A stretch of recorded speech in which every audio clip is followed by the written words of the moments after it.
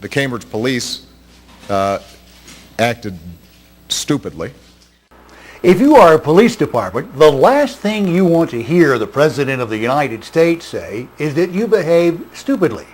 That's exactly what the President said about the Cambridge, Massachusetts Police Department during this July 22nd news conference. President Obama had been asked about his reaction to the arrest of a Harvard University black professor in the professor's home. Now, to give you a little background, when Professor Henry Gates returned to his home on the night of July 16th, a neighbor reported suspicious activity and called police, apparently thinking someone was breaking into the professor's home. When police arrived, Professor Gates was already inside the home. He was asked to produce some identification and reportedly became irate. Some words were exchanged, and Professor Gates ended up under arrest on charges of disorderly conduct. Here is how President Obama characterized that incident. I should say at the outset that Skip Gates is a friend, so I may be a little biased here. I don't know all the facts. What's been reported, though, is that the guy forgot his keys, jimmied his way to get into the house. There was a report called into the police station that there might be a burglary taking place. So far, so good, right? I mean, if I was trying to jigger into, well, I guess this is my house now, so it probably wouldn't happen. But let's say my old house in Chicago. Here I'd get shot.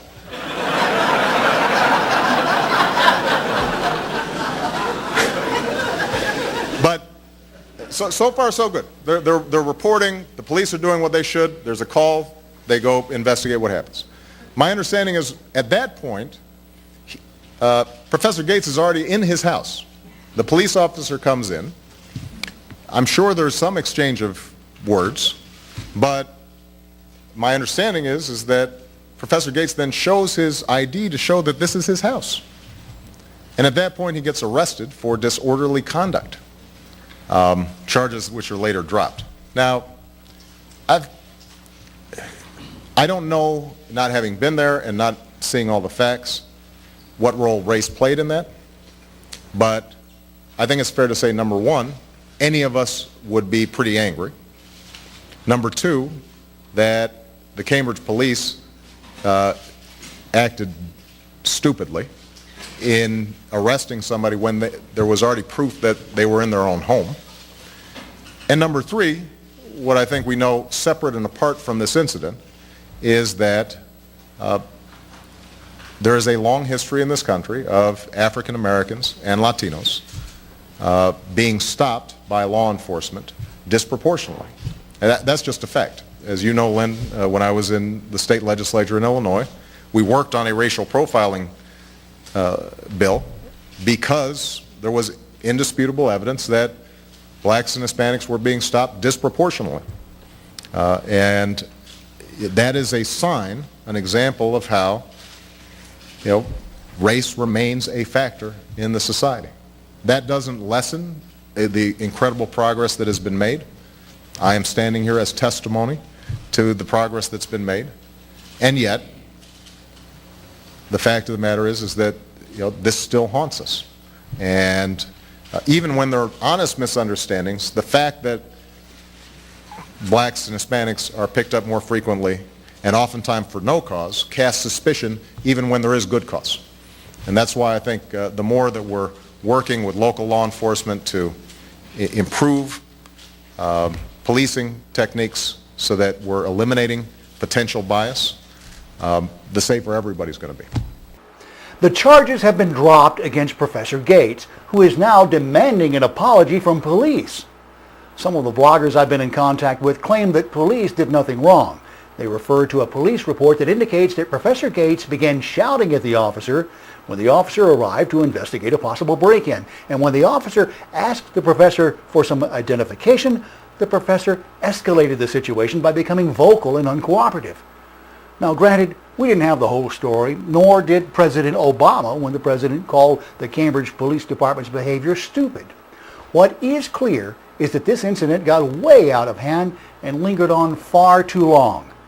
The one thing I emphasize when I'm training law enforcement officers on how to communicate with the public and the media is that the longer an issue remains unresolved, the more attention it generates. The sooner you nip it in the bud, the sooner the media moves on and gravitates to something else. Now, I'm not saying that the Cambridge police should have immediately issued a public apology to the professor, but the fact is, by the time President Obama got into the fray, they hadn't. Indeed, charges have been dropped, but the charges stood for nearly a week, and this after police and prosecutors knew that the professor posed no danger to anyone and that the whole issue was dividing people along racial lines. One blogger even wrote to me and said the professor could have avoided the whole thing by, number one, showing the officer his ID, and number two, thanking the officer for responding to protect the professor's property. I doubt that race was a factor, but the facts really don't matter. What the public believes does matter. After all, it's public perception. It doesn't matter if you're right if everybody thinks you're wrong. And everyone heard President Obama say that Cambridge police behave stupidly. Now, America's a free country and the president can say whatever he wants. But words matter, public perception matters, and public trust matters. Cambridge, Massachusetts has a black mayor and a very competent police department, and I'm sure that all of the parties involved will survive. Cops put their lives on the line every minute of every day, and we're grateful that they do.